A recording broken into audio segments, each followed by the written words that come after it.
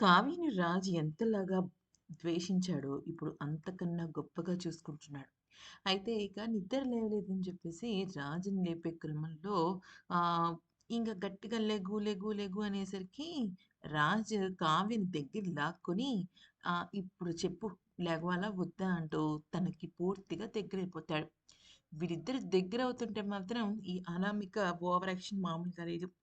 అయితే అనామిక ఫోన్ చేసి, "మీరందరూ నన్ను అవమానించిన దానికి నేను మీ మీద రెట్టింపు బదులు తీర్చుకుంటానని" అంటుంది.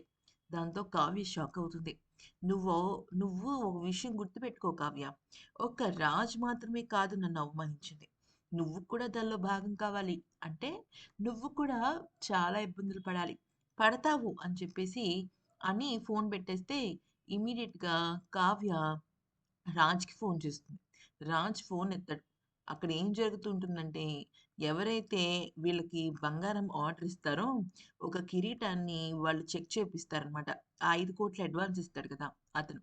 అయితే అది నకిలీ కిరీటం అని తెలియంగానే రాజ్ షాక్ అయిపోతాడు. అయితే ఇక ఈయన ఏమంటాడంటే, "మీకసలు సిగ్గుందా?